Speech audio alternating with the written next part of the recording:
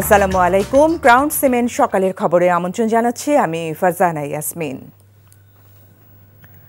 আইন শৃঙ্খলা পরিস্থিতির অবনতির আশঙ্কায় গোপালগঞ্জে আজ সকাল 11টা পর্যন্ত কারফিউ অব্যাহত রয়েছে। 3 ঘণ্টা বিরতি দিয়ে দুপুর 2টা থেকে আবার শুরু হবে কারফিউ।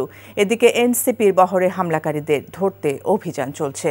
এনসিপির পদযাত্রা কেন্দ্র করে পুলিশের গাড়ি পোড়ানোর ঘটনায় নিষিদ্ধ ছাত্রলীগের গোপালগঞ্জ জেলা সভাপতি ও সাধারণ সম্পাদক সহ 75 জনের নাম উল্লেখ করে অজ্ঞাত 500 জনের বিরুদ্ধে মামলা করেছে পুলিশ। এখন পর্যন্ত সন্দেহভাজন অন্তত 45 জনকে আটক করা হয়েছে। কারফিউ ঘিরে গোপালগঞ্জ শহর জুড়ে বিরাজ করছে থমথমে পরিস্থিতি। হাসপাতাল ব্যতীত বন্ধ রয়েছে সব ধরনের দোকানপাট। সড়কে যানবাহনের উপস্থিতি অনেক কম।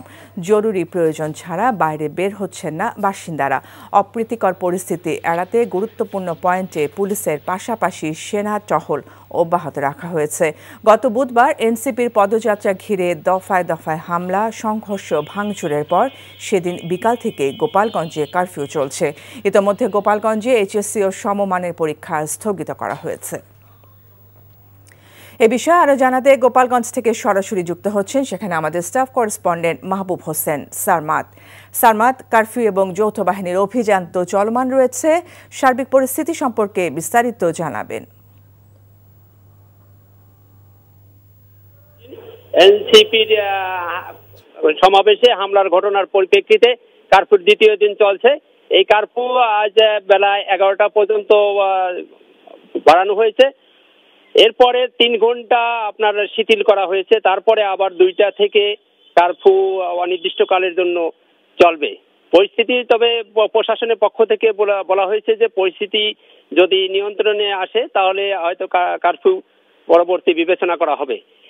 এদিকে গোপালগঞ্জে এই কারফিউকে কেন্দ্র করে সকালে আইন শৃঙ্খলা বাহিনী তেমন চোখে পড়েনি, তবে রাস্তাঘাটে আপনার ইজি বাইক এবং কিছু রিক্সা সীমিত আকারে চলাচল করেছে। দোকানপাট বন্ধ রয়েছে।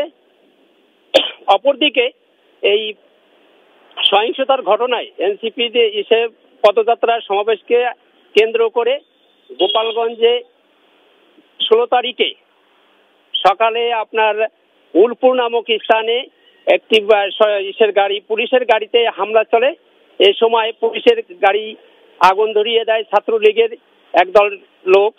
এই ঘটনার পরিপ্রেক্ষিতে গোপালগঞ্জ সদর থানায় একটি মামলা দায়ের করা হয়েছে। গোপালগঞ্জ জেলা ছাত্রলীগের সভাপতি, সেক্রেটারি সহ অজ্ঞাত 75 জনের নাম উল্লেখ করা হয়েছে এবং অন্তত 500 জনকে আসামি করা হয়েছে এই মামলায়। গভীর রাত্রে আমরা গোপালগঞ্জ থেকে জানছিলাম কারফিউয়ের খবর।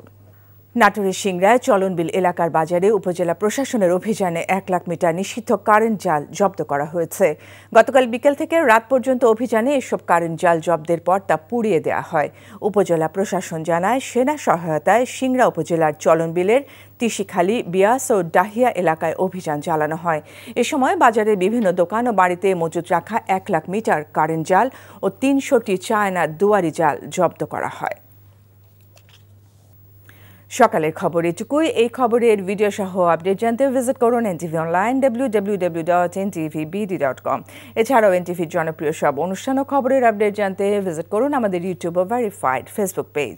12টায় মধ্যাহ্নের খবর দেখার আমন্ত্রণ রইল। ধন্যবাদ সবাইকে।